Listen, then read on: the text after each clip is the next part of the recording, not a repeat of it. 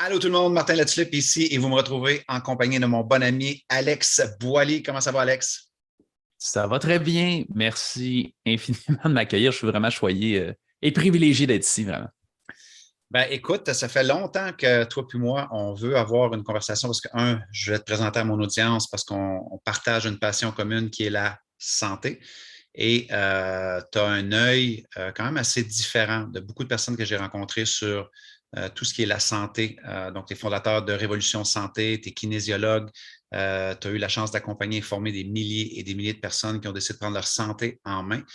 Et tu organises sous peu, 27 janvier 2024, je crois, la journée justement Révolution Santé. Donc, on s'est dit, voilà, quelle belle opportunité pour peut-être aller à la rencontre de les gens qui me suivent et apprendre à te connaître. Donc, je suis content que tu sois là. Mais je suis content que tu m'accueilles pour deux raisons, effectivement. Là. C'est vraiment une mission que je porte, cette affaire-là de santé, parce qu'il y a des changements qui gagnent à être faits. Puis en plus de ça, ce que je suis vraiment content, c'est que le sommet cette année, on donne 100% des profits à la Fondation Véro et Louis. Ça fait que Hmm. mon but, c'est juste que plus de gens en parlent, plus les gens se présentent. C'est comme une façon de contribuer à deux causes. Pour faire une histoire rapide, j'ai quelqu'un dans mon équipe de travail qui est affecté par un enfant autiste, dans le fond, puis que la fondation serait la solution pour elle, finalement, puis son enfant.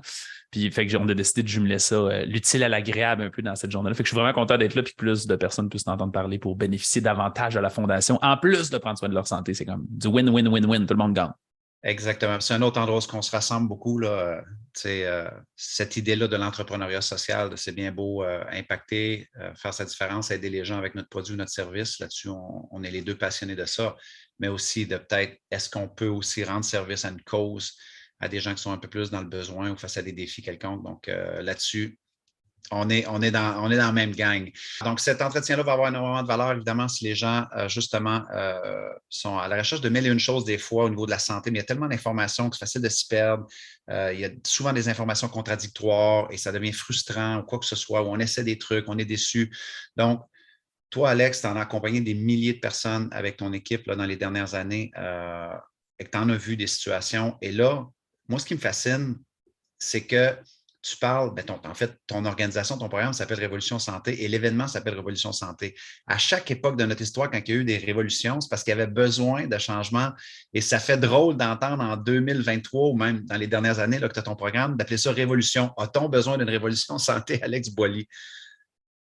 C'est ça qui est fascinant, en fait, puis qui est étrange avec ce concept-là, c'est que oui, mais on dirait que ça paraît pas. Tu sais, d'habitude, justement, quand il y a une révolution, on est comme, il y a quelque chose de grave, il faut que quelque chose Oui. change. Puis là, c'est vraiment subtil. Puis ça, je m'en suis rendu compte en commençant à pratiquer ma job parce que quand j'ai terminé comme kinésiologue, je travaillais dans une salle d'entraînement traditionnelle, puis j'ai quelqu'un qui vient dans une consultation, par exemple. Et la personne a besoin de se remettre en forme, puis elle banalise un peu la situation. C'est comme, ben non, mais c'est correct, puis c'est pas si grave, puis c'est normal. J'ai pensé avec du recul, j'ai réalisé que c'était normal parce que la moyenne est tellement pas bonne, la moyenne de la classe là, en santé au Québec. Ben, je dis au Québec, mais c'est en Amérique du Nord pas mal, là, mais parce qu'il y a 64 des gens qui ont un surplus de poids, il y a 25 des gens qui ont au moins une maladie chronique, puis il y a 33 des gens qui, d'un cycle de 12 mois, vont souffrir de santé mentale au moins une fois dans l'année. Parce que quand Wow. on regarde ça, ça veut dire qu'il y a 6 personnes sur 10 autour de toi qui ont un surplus de poids, il y a 2 personnes sur 10 qui ont une maladie chronique, puis ils prennent probablement de la médication à cause de ça, puis 3 sur 10 que leur santé mentale n'est pas top-notch. Fait que la moyenne n'est pas géniale. Fait que quand toi, tu as un surplus de 20 livres, tu n'as pas l'impression que c'est si grave que ça. Quand toi, tu prends de la médication, tu n'as pas l'impression que c'est si grave que ça parce que tout le monde est comme ça. Fait qu'on faisait ça quand on allait à l'école, nos parents regardent la moyenne de la classe, on est comme, hey, il est pas mal au-dessus de la moyenne, fait que c'est C'est pas si ça. pire que ça. Mais Ouais. là, la moyenne est comme rendue à 30. Tu sais. Fait que même si tu as 42 ben, ta santé, elle va pas super bien. Fait que nous, c'est un peu ça notre mission, dans le fond, c'est de changer ces standards-là. La façon qu'on l'interprète, puis j'essaie le plus possible d'éduquer les gens à avoir une donnée qui est objective. Ça veut dire pas, compare-toi pas à ton voisin, compare-toi à ce qui est l'idéal, puis après, culpabilise pas si t'es pas là. C'est juste de progresser dans cette direction-là pour essayer de t'améliorer. C'est ça l'idée, dans le fond. J'aime ça. C'est un peu comme l'image là, de cette analogie-là de la grenouille, que si on la met dans de l'eau bouillante, ben, il y en a une forte réactivité, mais si c'est eau froide, tiède, un petit peu chaude, elle s'acclimate et que finalement, tu comprends, elle va périr de cette façon-là. Donc, c'est un peu comme si nous, on était dans l'eau froide, tiède, et on s'est acclimaté à un résultat qui est même pas proche de la moyenne, ou même en dessous de la moyenne, ou même au-dessus de la moyenne, mais qui est quand même loin d'un idéal de santé pour être en énergie, affronter des périodes d'insécurité ou d'anxiété comme on est en train de le faire présentement dans notre société. On sait que dans des périodes comme ça, ce qui devient aussi le plus important, c'est notre santé. Donc, on ne peut pas assez en parler aujourd'hui, là. C'est tellement le meilleur exemple que tu as dit. Je trouve que. Puis, tu sais, même moi, là, j'en parle à tous les jours, puis je suis tombé dans ce piège-là, dans le sens. J'étais un athlète à l'université, mon niveau d'entraînement a un peu baissé, puis je faisais plus de compétition à nulle part. Puis, comme 2 ans plus tard, 3 ans plus tard, je ne sais pas exactement, j'ai commencé à en refaire. Puis, je n'avais pas réalisé tout ce que j'avais perdu. On ne le voit pas parce que c'est vraiment au compte-gouttes. Puis, si tu ne passes pas ton temps à t'évaluer, ce qu'on ne fait pas vraiment quotidiennement, là, puis hebdomadairement, mais on le perd. Puis on perd le contrôle, puis on ne s'en rend pas compte. C'est la même affaire avec le poids, c'est la même affaire avec à peu près toutes ces composantes-là. Fait que c'est vraiment insidieux, il faut être attentif, puis faire attention. Moi, dans ça, précisément, moi, je dis souvent, la meilleure défensive, c'est l'attaque. On dit ça au football, je suis un joueur de football, moi, dans ma vie, parce que quand ton attaque est sur le terrain, c'est assez rare que c'est l'autre équipe qui va aller scorer un but, tu sais. Je trouve que c'est la même affaire dans la santé. C'est que quand on est juste en maintien, on est en risque de régresser. Mais si au moins on se dit, quand je dis être à l'attaque, ça veut juste dire ça, on essaie de progresser, on essaie de s'améliorer. Mais là, au moins, on est sûr de ne pas reculer. Fait qu'on n'est pas obligé d'avancer vite, mais si on peut au moins progresser et essayer d'améliorer des petites affaires tout le temps, ça va faire une différence significative là, à long terme. Tu parles justement de au moins progresser, au moins être dans l'action. Donc, qu'est-ce que toi, tu recommanderais? Je sais que c'est quand même relatif, c'est particulier, ça doit être personnalisé dans bien des cas selon si la personne a des allergies alimentaires, des contraintes ou quelconques. Qu'est-ce que toi, tu recommanderais là, au moment d'enregistrer cela? Là, on est à l'aube de 2024. Quelles sont 2, 3 petites choses que c'est des fruits là, qu'on peut tous et toutes cueillir au niveau de notre santé, là, qu'on devrait absolument mettre à notre agenda ou à notre conscience pour dire, regarde, commence avec ça, là. Et après, si tu veux aller plus loin, vous pouvez aller suivre Alex, vous pouvez aller au sommet, mais qu'est-ce que toi, aujourd'hui, là, après avoir étudié ça, après avoir vu des milliers de situations, que tu te dis, regarde, ces 2, 3 choses-là, là, ce sont des choses sur lesquelles bien difficile de perdre. Si vous les remettez à l'agenda, vous allez plus rentrer en croissance vers un peu plus un idéal de santé, là, sans culpabiliser. On va parler d'énergie. Puis pourquoi? Parce que l'énergie, c'est la ressource qui te permet de déployer tout le reste. Ce qui fait que si tu réussis à avoir plus d'énergie, souvent, tu vas avoir plus de facilité à t'activer. Tu vas avoir naturellement, ça déploie un peu toutes les capacités du corps. Qu'on le veuille ou non, nos cellules, ils fonctionnent avec de l'énergie. S'ils ont une bonne énergie, ils vont faire leur fonction. Puis toutes les cellules de ton corps, c'est ça qui font que ça marche bien. Et comment on fait pour déployer de l'énergie d'une façon vraiment simple? Puis là, ça va avoir l'air banal ce que je dis aujourd'hui, puis c'est ça le piège parce que ça a vraiment le plus d'impact. Premièrement, qu'on parle rarement ou peut-être de plus en plus, c'est peut-être aussi par rapport à ma situation, mais c'est le sommeil. Le sommeil est de loin un des facteurs les plus importants qu'on tend à sous-estimer. Pas juste le nombre d'heures, mais la qualité du sommeil. Puis ça, c'est rendu un piège un peu à l'ère d'aujourd'hui. La qualité, parce que quand on écoute la tablette avant de se coucher, quand on écoute la télé, quand on est sur nos téléphones, ou quand on consomme de l'alcool, quand on mange avant de dormir, ça donne l'impression des fois que ça nous aide à dormir, mais dans le fond, ça affecte la qualité de notre sommeil. Et ça, c'est problématique. Ça fait qu'on veut vraiment créer un environnement au moins 1 heure avant de se coucher qui est dans une optique de dire je me repose, je fais rien, puis là, j'essaie de tomber dans cette espèce de phase-là. Puis il y a un autre truc que je donne aussi le matin qui joue vraiment de l'impact. Puis c'est multifactoriel, là, ce que je dis, c'est pas juste sur le sommeil, mais d'essayer, dès votre réveil, d'être en contact avec le soleil. Et idéalement, si vous êtes capable de faire ça, c'est encore plus puissant, d'être à l'extérieur vraiment, puis de bouger. Fait que le meilleur combo, c'est que dès qu'on se lève le matin, je ne suis pas en train de dire de s'entraîner, mais c'est le cas de sortir, d'être en contact avec le soleil puis bouger, ça va améliorer votre nuit du prochain parce qu'on est en train de emmagasiner la mélatonine le matin. C'est là le soir, elle va être libérée. En plus de ça, on va faire notre activité physique puis on va être dehors. Deuxième recommandation, ça serait donc de faire minimum 30 minutes d'activité physique. Et ça, là, je veux que ce soit important de comprendre. Si tu me dis que tu manques de temps pour faire 30 minutes d'activité physique chaque jour, ça veut dire que pour le reste de ta vie, tu assumes que tu n'as pas le temps de prendre soin de ta santé. C'est l'affaire sûrement qui a le plus d'impact dans notre santé. Ce qui fait que ça ne peut pas être une excuse. C'est impossible. Il faut que ça soit toujours une solution de réussir à faire ces 30 minutes-là parce qu'il n'y a aucun individu qui ne devrait pas avoir ces 30 minutes-là dans sa journée. Jamais. Ça ne devrait pas exister. C'est que ça ne se peut pas. Sinon, tu es en train de te construire une vie dans laquelle tous les jours, tu es en train de créer une dette de santé que tu ne vois pas vraiment, mais la dette est là, puis elle se construit. Donc, routine de sommeil, tellement, tellement important, surtout à un ère où c'est absolument Normal de s'endormir en regardant les médias sociaux. Absolument normal de s'endormir en scrollant sur Facebook. Je ne veux pas généraliser. C'est juste que, justement, ce n'est pas parce qu'on le fait jusqu'à mort sans suivre ou jusqu'à sommeil sans suivre qu'on tombe dans un sommeil réparateur, constructeur, où c'est qu'on est paisible, où c'est qu'on est plus en harmonie, qui va nous permettre d'aller chercher les bonnes zones de sommeil ou les bonnes fréquences de sommeil, de récupération.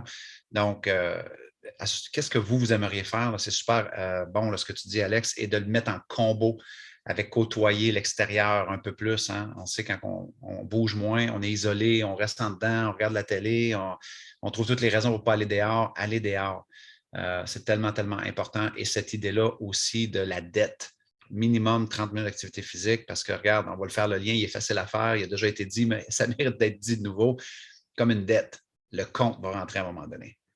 Tu peux mettre ça sur ta carte de crédit de santé, il n'y a pas de problème. À un moment donné, le compte va rentrer et il va peut-être être très salé comme facturation ou quelque chose où c'est que justement, vous allez développer une condition de santé, parce que ça va être très difficile maintenant de revenir de l'arrière. Peu importe ce que c'est d'être en mouvement, ce que moi j'appelle. Là, donc, super. J'aime ça. Puis en plus, dans les deux cas, ça ne coûte rien. Puis le troisième point, si on est prêt à aller dans le troisième point, il coûte pas tant plus d'argent non plus, puis il prend pas plus de temps parce qu'on le fait déjà tous les jours, puis c'est qu'est-ce qu'on mange, la façon qu'on se nourrit. Il n'y a personne qui va être bien surpris de ça, mais j'enseigne une alimentation fonctionnelle. Il y a 3 règles simples, je vais partager les 3 règles qui sont bien, bien banales. La première, c'est qu'on va essayer d'éviter tous les aliments qui sont irritants, inflammatoires ou qui ont une toxicité quelconque pour notre corps. Puis ça, l'indicateur, c'est le degré de transformation de l'aliment. On ne le dira jamais assez, mais de tous les régimes confondus, prenez-le que vous voulez, mais il faut que les aliments soient non transformés. Dès que tu consommes un aliment qui est transformé, ton système digestif n'est pas vraiment conçu pour ça, puis tout ton métabolisme n'est pas conçu vraiment pour cet aliment-là, puis il se retrouve à être irrité par ça. Et ça crée de l'inflammation. De l'inflammation, c'est une réaction de guérison. Tu es un peu blessé, fait que ton système immunitaire, il déclenche de quoi pour réussir à te réparer. Quand on se fait à faire ça tout le temps, il se crée une inflammation systémique qu'on appelle, ça veut dire que partout dans ton corps, et c'est là qu'il y a des problèmes de santé qui se mettent à apparaître, qu'on a des problèmes d'énergie, qu'on a des problèmes de digestion, qu'on a des problèmes de foie, des problèmes de glandes thyroïdes. Et là, il y en a tous les problèmes découlent à peu près d'un problème d'inflammation. Fait qu'on veut essayer d'éviter les aliments qui sont transformés. On veut, et ça, cette règle-là, je suis souvent à contre-courant à dire ça, mais je déteste compter les calories, j'haïs ça compter des macronutriments, je trouve que c'est pas là la base de la nutrition. Fait que la règle numéro 2, c'est de prioriser les aliments qui sont riches en vitamines, en minéraux, en probiotiques ou en prébiotiques.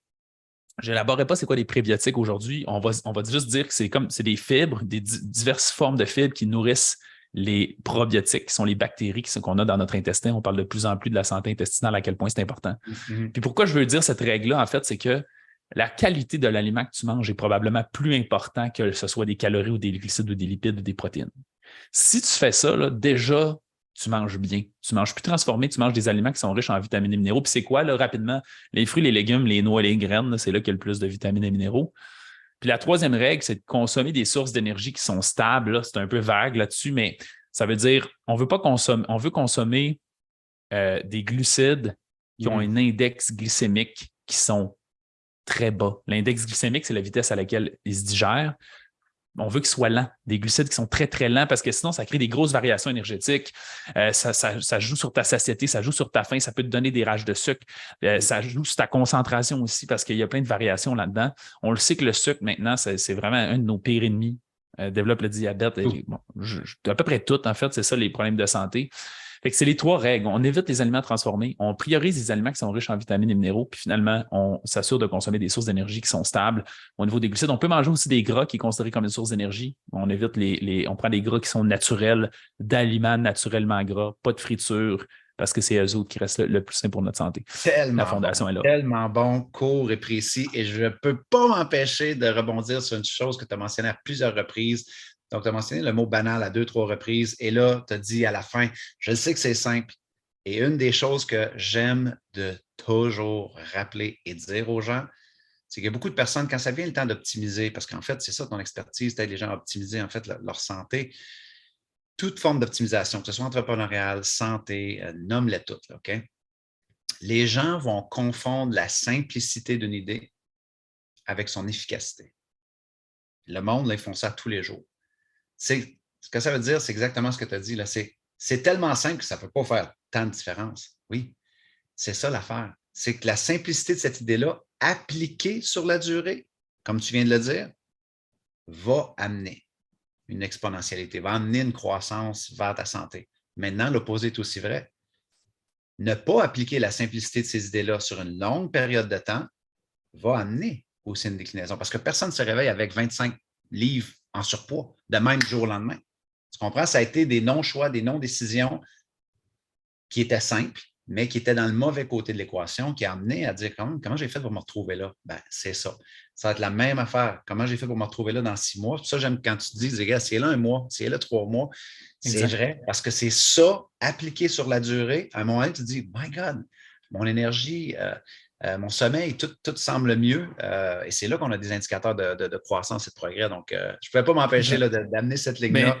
J'ai une anecdote bien rapide en lien avec ça que je trouve drôle parce que j'ai un membre de mon équipe un moment donné qui, bon, évidemment, dans notre entreprise, tout le monde s'éduque bien gros sur l'alimentation, puis il est en train de lire un livre sur la longévité. Comment diminuer les maladies, vivre le plus longtemps possible, tu sais. Et il finit le livre, puis là, on parle un peu de ça, puis il me dit hey, j'ai lu ça, puis il me parle de ces flashs qu'il a trouvé cool. Puis un moment donné, il me dit hey, Alex, c'est fou, les légumes verts, c'est complètement fou. Puis là, il me dit même, c'est que ça fait. Puis là, je fais comme prends 2 secondes, là, puis regarde ce que tu es en train de dire, puis réfléchis. Maintenant, là, tu es comme les légumes verts, c'est la meilleure chose au monde. Je fais réfléchir le nombre de fois qu'on te dit de manger des légumes verts dans ta vie. Puis tu ne l'as pas pris autant au sérieux parce que tu ne comprenais pas tous les mécanismes en arrière, puis là, tu le comprends, mais dans le fond, tu viens juste me répéter quelque chose que tous les experts en santé ont déjà dit. Fait que c'est vraiment là le secret. Il faut être capable d'être discipliné dans cette simplicité-là. On n'invente pas grand-chose, là, honnêtement. Alors, Alex, voilà mon ami. Merci beaucoup. Merci pour ton temps et merci aussi pour ce condensé-là absolument énorme, simple, mais tellement pertinent pour les gens qui vont décider d'ajouter cela à leur agenda pour 2024 ou immédiatement au moment de regarder là, cet entretien-là. Merci beaucoup. Prenez soin de vous autres. C'est important. All right. Thanks, Alex. Bye tout le monde.